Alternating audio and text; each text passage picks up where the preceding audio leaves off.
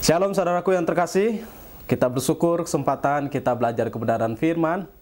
Kali ini kita akan membahas dari Yakobus pasal yang pertama ayat 12 sampai ayat 18.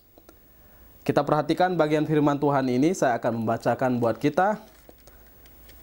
Berbahagialah orang yang bertahan dalam pencobaan, sebab apabila ia sudah tahan uji, ia akan menerima mahkota kehidupan yang dijanjikan Allah kepada barang siapa yang mengasihi Dia. Apabila seorang dicobai, janganlah ia berkata, pencobaan ini datang dari Allah. Sebab Allah tidak dapat dicobai oleh yang jahat, dan Dia sendiri tidak akan mencobai siapapun. Tetapi tiap-tiap orang dicobai oleh keinginannya sendiri, karena ia diseret dan dipikat olehnya. Dan apabila keinginan itu telah dibuahi, ia melahirkan dosa. Dan apabila dosa itu sudah matang, ia melahirkan maut. Saudara-saudara yang kukasihi, janganlah sesat. Setiap pemberian yang baik dan setiap anugerah yang sempurna datangnya dari atas, diturunkan dari Bapa segala terang. Padanya tidak ada perubahan atau bayangan karena pertukaran. Atas kehendaknya sendiri, Ia telah menjadikan kita oleh firman kebenaran, supaya kita pada tingkat yang tertentu menjadi anak sulung di antara semua ciptaannya. Menarik, kalimat ini sungguh menguatkan kita bahwa berbahagialah orang yang bertahan dalam pencobaan. Sebab apabila ia sudah tahan uji, ia akan menerima mahkota kehidupan yang dijanjikan Allah kepada barang siapa yang mengasihi Dia. Ketika kita mengasihi Allah, maka kita berusaha melakukan hal-hal yang terbaik untuk Allah. Meskipun kadang-kadang kita harus mengalami yang namanya penderitaan, fitnah, aniaya, dan berbagai perbuatan-perbuatan yang tidak menyenangkan. Tetapi karena kasih kita kepada Dia, maka kita bertahan. Kita tetap menggenggam Dia, kita tetap memuliakan Dia, dan kita tetap menikmati anugerah Dia. Sehingga orang yang tetap bisa bersuka cita, tetap bisa bersyukur, bahkan tetap bisa menjalani hidup dengan benar di hadapan Tuhan, dikatakan mereka adalah orang yang berbahagia. Karena memang no cross, no crown. Artinya bahwa tidak ada salib tanpa mahkota, atau tidak ada mahkota tanpa salib. Jadi kalau kita mau menikmati mahkota, maka kita kemungkinan akan menghadapi yang namanya salib. Yesus Kristus, Dia tersalib dan Dia dimahkotai dengan duri. Tapi akhirnya Dia menerima penerimaan dari Allah Bapa. Karena Dia anak yang dikasihi, maka kepadanya Bapa berkenan. Dan kemudian ketika Dia kembali ke sorga, Dia duduk di sebelah kanan Allah Bapa. Itu membuktikan bahwa selalu ada anugerah, selalu ada sukacita, penerimaan daripada Allah terhadap mereka yang sungguh-sungguh mengerjakan kehendak-Nya. Jadi tidak ada perjuangan yang tidak ada hadiah. Tidak ada usaha yang tidak ada hasil. Kalau kita berjuang, akan dapat hadiah. Sama seperti orang yang berjuang di gelanggang pertandingan. Mereka begitu luar biasa kerja keras, menghadapi lawan-lawannya, sampai kemudian dia terus bertahan, dan terus bertahan. Kemudian dia adalah menjadi seorang pemenang. Atau orang bekerja keras luar biasa, dengan segala upaya dan usaha, maka mereka akan menikmati hasil usahanya. Jadi, kerja keras tidak bisa dibohongi. Hasilnya akan nampak pada waktunya. Kadang-kadang Tuhan mengizinkan kesulitan, penderitaan, bahkan kesulitan yang sangat besar untuk kita hadapi. Kemudian kita dimampukan untuk melakukan tugas yang lebih besar lagi. Nah, bagaimana kita bisa dipercayakan suatu perkara yang besar kalau kita tidak mampu menghadapi perkara yang kecil? Atau bagaimana kita akan menghadapi kesulitan yang besar kalau kita tidak mampu menghadapi kesulitan yang kecil? Maka semakin kita tinggi naik, semakin kuatlah badai dan tiupan angin. Tapi siapa mampu bertahan, maka merekalah yang akan menjadi pemenangnya. Siapa yang bisa bertahan? Mereka yang sudah berlatih dari bawah, naik, dan naik.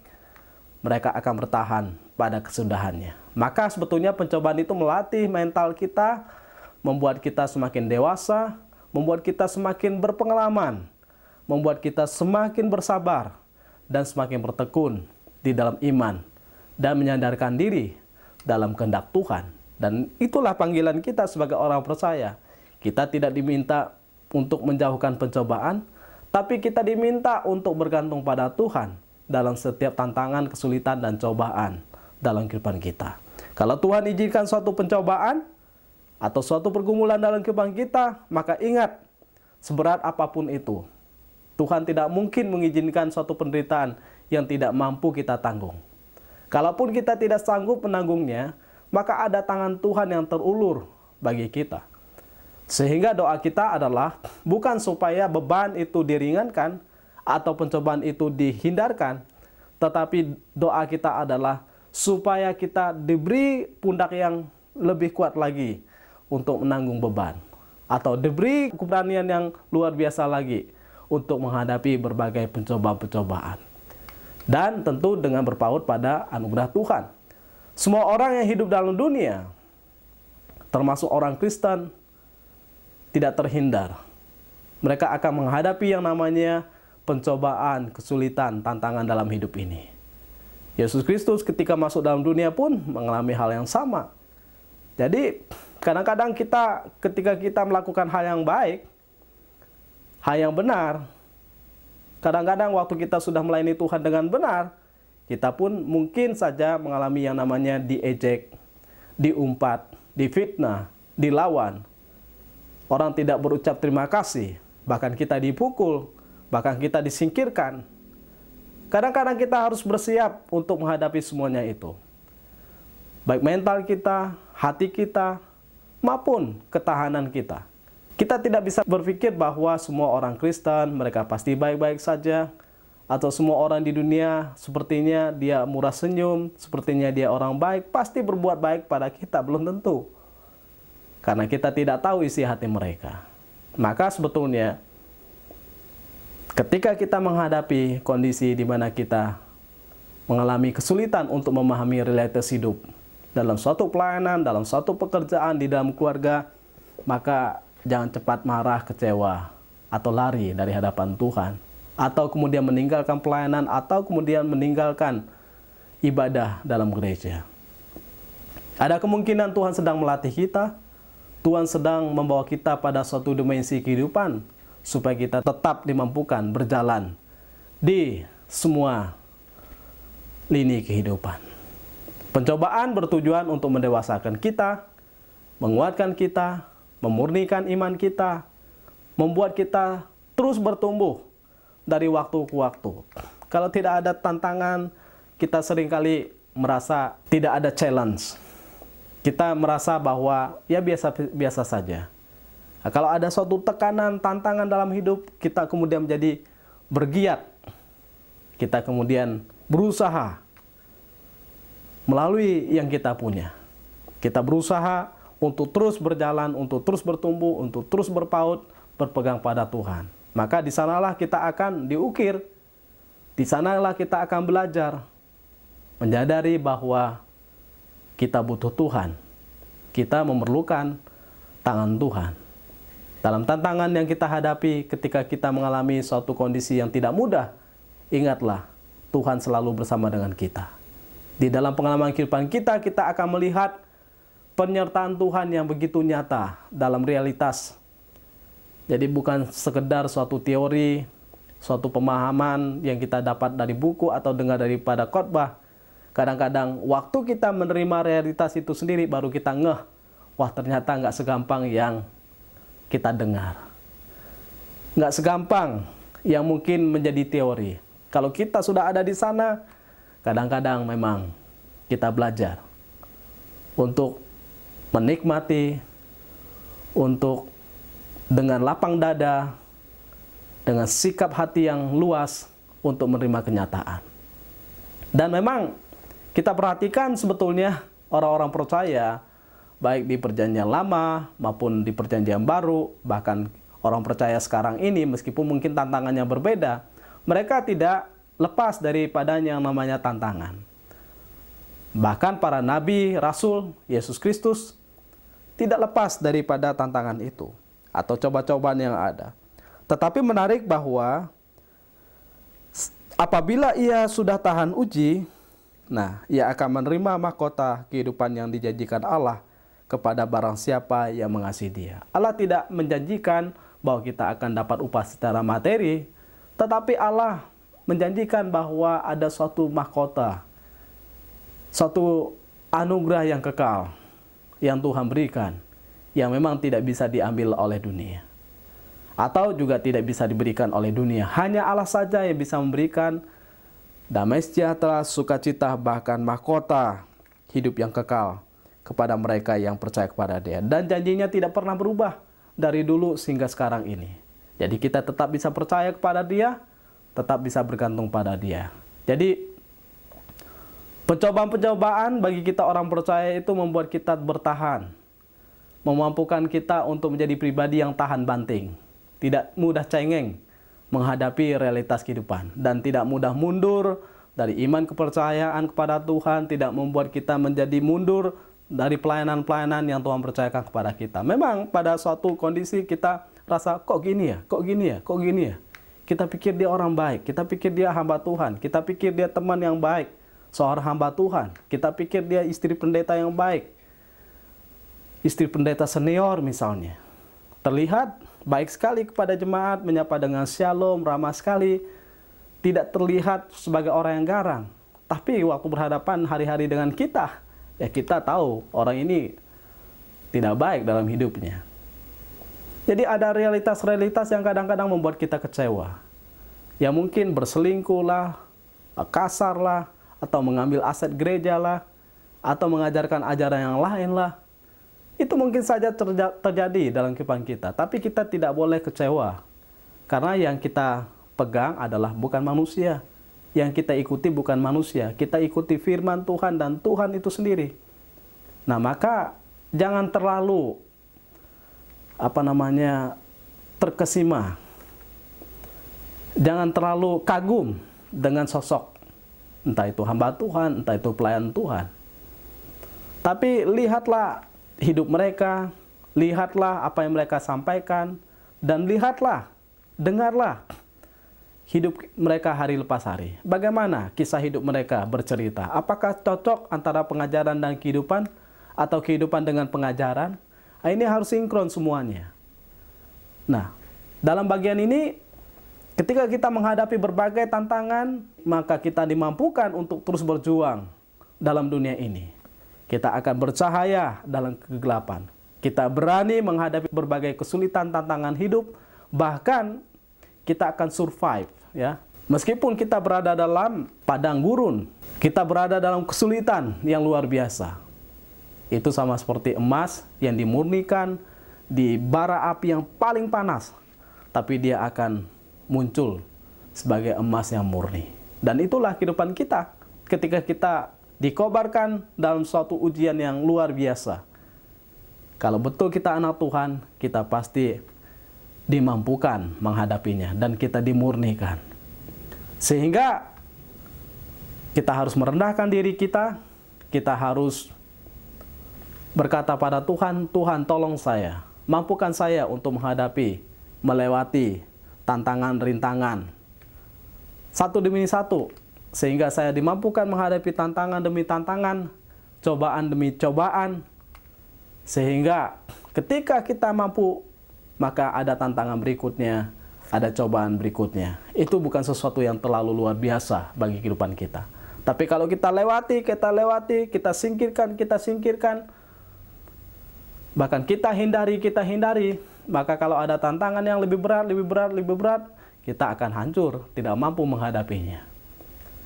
Nah, sehingga mari kita melihat bagaimana hidup kita di hadapan Tuhan. Bila kita tahu bahwa kita lemah menghadapi berbagai cobaan, tantangan dalam hidup, jangan putus asa. Datanglah pada Tuhan, mintalah kekuatan daripadanya untuk mampu menghadapi semuanya.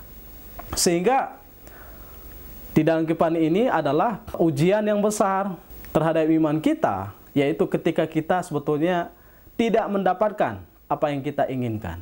Ya kadang-kadang memang waktu kita doa pada Tuhan, Tuhan izinkan kita menghadapi dalam tanda kutip seperti seorang diri. Sehingga ujian terhadap iman kita yang paling besar adalah ketika kita tidak mendapatkan apa yang kita inginkan, tetapi di balik semuanya itu kita selalu sanggup untuk berkata terima kasih Tuhan. Saya bisa menghadapi semuanya. Saya diizinkan Tuhan melalui proses ini. Meskipun sepertinya tidak sanggup, tapi saya akan berusaha karena ada Tuhan yang bersama dengan saya. Nah, sebetulnya ada dua cobaan yang harus kita kenal. Memang ada cobaan untuk mengupgrade kehidupan kita yang membuat kita taat, hidup seturut kehendak Tuhan, tapi ada yang namanya cobaan yang membuat kita jauh dari hadapan Tuhan, yang membuat kita tidak taat, bahkan hidup dalam dosa. Maka yang membuat kita taat itu atau cobaan yang daripada Tuhan itu tujuannya adalah untuk mengangkat kita, memurnikan kita, membuat kita mengikuti kehendak Tuhan. Hidup kita menjadi upgrade. Misalnya di dalam kitab Kejadian itu tentang peristiwa di mana Abraham diminta Allah untuk mempersembahkan anaknya Ishak. Kejadian 22 ayat 1. Saya bacakan buat kita. Setelah semuanya itu Allah mencoba Abraham. Ia berfirman kepadanya, Abraham. Lalu sautnya, ya Tuhan. Ayat 22 ayat 2. Firman-Nya, pergilah ke tanah Moria dan persembahkanlah dia di sana sebagai korban bakaran pada salah satu gunung yang akan kukatakan kepadamu. Bayangkan, Abraham sudah lama menunggu anak. Dan itu pun anak yang dia dapatkan dalam masa tuanya. Satu-satunya anak. Tapi kemudian Tuhan meminta daripadanya. Tuhan sedang mencobai Abraham. Apakah Abraham tetap taat? Apakah Abraham mau merelakan anaknya? Atau Abraham lebih mencintai anaknya daripada Tuhan? Nah, di sini kadang-kadang perlu sangkal diri, pikul salib, ikut Tuhan. Kalau Tuhan minta, apa reaksi kita? Apa respon kita? Kita mau taat atau tidak? Tapi memang Abraham dari dulu belajar taat. Ketika dia diminta keluar dari Ur Kasdim, maka dia ikut kehendak Tuhan. Dia nggak tahu kemana tujuan Tuhan, tapi dia ikut kehendak Tuhan. Disitulah langkah ketaatan dia.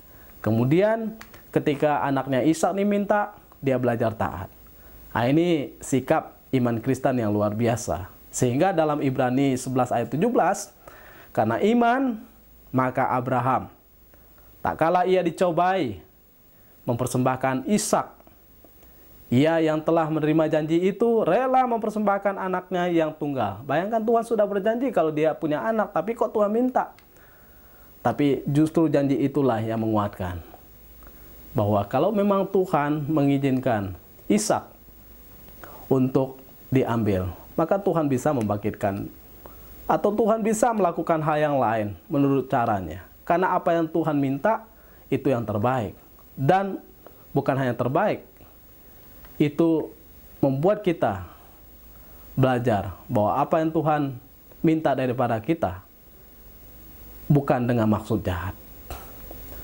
Maka ketika iman Abraham diuji setelah mendapatkan Ishak, kita perhatikan ketaatan Abraham yang luar biasa. Abraham taat, bahkan mau menyembelih anaknya.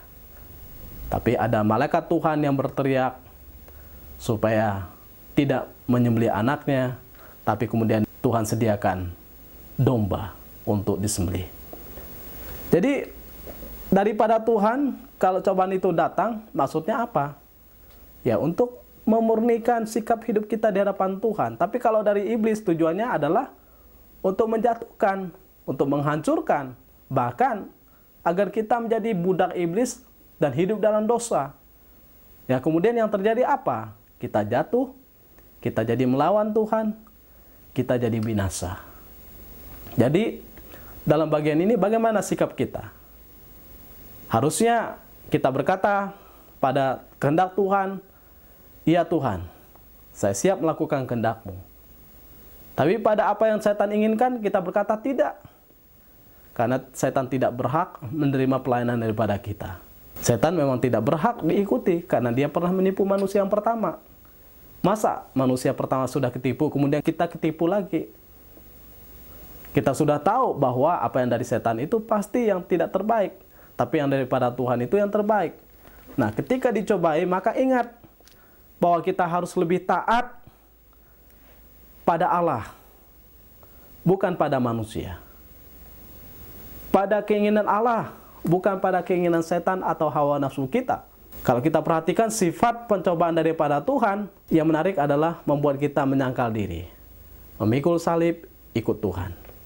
Itu sifat daripada pencobaan daripada Tuhan. Jadi nggak membuat kita keluar jalur daripada firman Tuhan. Ketika kita taat pada kehendak Tuhan, ya pasti kita bahagia. Karena Tuhan memang tidak pernah berbuat jahat, bermaksud jahat, atau berniat jahat terhadap kita. Namun sifat pencobaan daripada iblis sepertinya itu sesuatu yang enak, membuat kita senang ya. Tapi akhir-akhirnya kita melawan Tuhan, jauh dari hadapan Tuhan, dan hidup dalam dosa. Yang terjadi bahwa kita kemudian binasa. Nah, itu yang dikatakan. Apabila seorang dicobai, janganlah ia berkata pencobaan itu datang dari Allah. Memang Tuhan tidak pernah mencobai. Dalam maksud bahwa ia mencobai untuk menjatuhkan orang, tidak. Tapi sebetulnya lebih kepada menguji. Allah menguji orang supaya orang itu naik kelas. Supaya orang itu naik level, supaya orang itu terupgrade dalam hidupnya. Tidak dalam posisi seperti itu terus. Jadi imannya semakin didewasakan, sikap hidupnya terhadap Tuhan semakin luar biasa. Sebab Allah tidak dapat dicobai oleh yang jahat dan ia sendiri tidak mencobai siapapun. Ya memang Tuhan tidak pernah mencobai siapapun atau menjatuhkan siapapun. Karena memang tujuan Tuhan sebetulnya adalah tujuan yang mulia. Tetapi tiap-tiap orang dicobai oleh keinginannya sendiri karena ia diseret dan dipikat olehnya. Jadi jangan buru-buru, oh ini karena Tuhan, ini karena Tuhan. Banyak orang jatuh dalam dosa, oh ini karena kehendak Allah, ini karena kehendak Allah. Jangan sedikit-sedikit berkata kehendak Allah. Kalau memang kita jatuh dalam dosa, itu karena kebodohan kita. Karena memang Alkitab berkata, itu karena keinginan kita. Karena kita diseret dan dipikat olehnya. Dan apabila keinginan itu telah dibuahi, ia melahirkan dosa. Dan apabila dosa itu sudah matang, ia melahirkan maut. Jadi mulai dari ingin, kemudian dibuahi, dilakukan, kemudian apa yang terjadi? Menimbulkan kematian pada diri manusia. Nah, sehingga jangan berkata bahwa kita hilap. Ya memang kalau kita lemah, hati-hatilah. Kalau kita tahu kelemahan kita di situ, hati-hatilah. Kemudian kalau kita sudah jatuh, jangan kompromi. Jangan berkata ini suatu kehilapan, ini suatu kesalahan. Harus berkata tidak, berani berkata ini dosa saya minta ampun di hadapan Tuhan. Dan jangan seperti orang yang mengajarkan ajaran hiper-Calvinis yang berkata bahwa sekali kita berdosa, semua dosa itu sudah dihapus oleh Tuhan. Jadi kita nggak perlu minta ampun pada Tuhan. Jadi dosa-dosa yang kita perbuat itu, Tuhan tidak akan pernah menuntut kita untuk datang kepada Dia supaya kita bertobat. Nah, itu kesalahan daripada hiper Calvinis. Harusnya kita sadar kita orang berdosa, kita harus datang pada Tuhan memohon belas kasihan daripadanya. Sehingga dikatakan, saudara-saudaraku yang kukasihi, janganlah sesat. Jadi jangan sesat. Ini suatu peringatan. Kalau sudah jatuh dalam dosa, segera berbalik kepada Tuhan.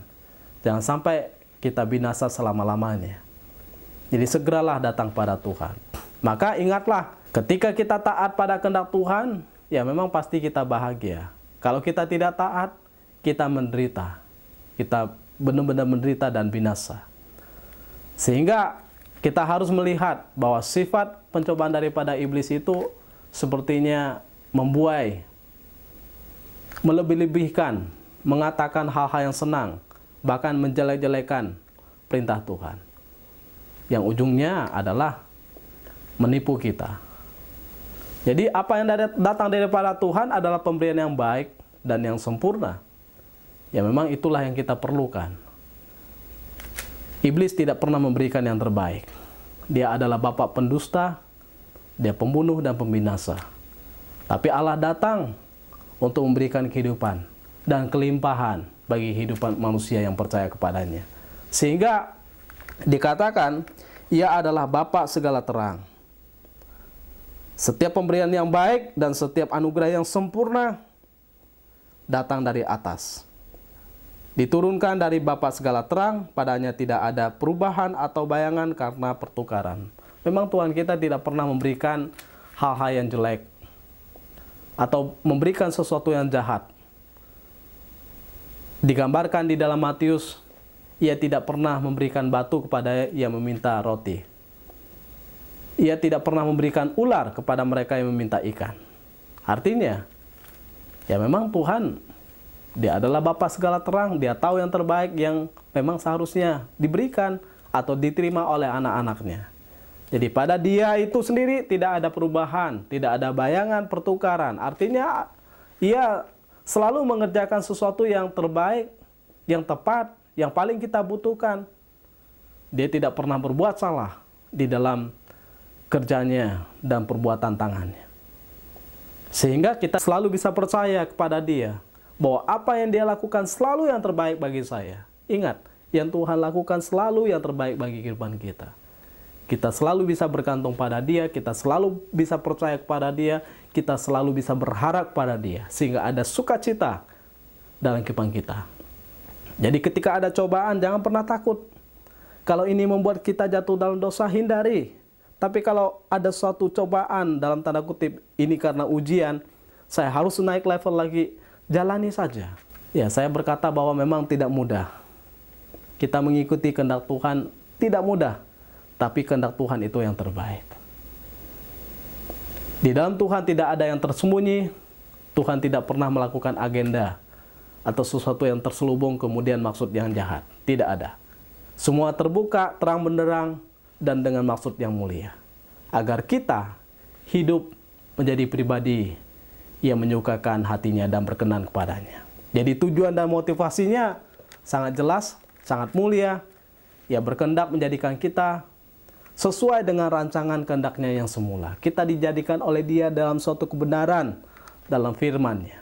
Dan ia ingin mengangkat kita menjadi anaknya yang sulung di antara semua ciptaan. Jadi mengangkat kita dalam posisi yang terjatuh, diangkat dalam posisi yang mulia, yang sesuai dengan maksud Allah, dalam gambar dan rupa Allah. Sehingga kita menjadi ciptaan yang baru. Yang lama berlalu, yang baru sudah datang. Di dalam Kristus Yesus, kita temukan kehidupan kita yang baru. Jadi kita lebih mulia daripada binatang-binatang, kita lebih mulia daripada malaikat, bahkan kita lebih mulia daripada orang-orang yang tidak percaya. Dan memang itu agenda Tuhan bagi kehidupan kita. Ketika kita mengerti hal ini, maka kita akan menghargai hidup kita dan kita akan mengerjakan hal yang terbaik untuk hormat kemuliaan nama Tuhan. Terpujilah nama Tuhan. Tuhan Yesus memberkati. Amin.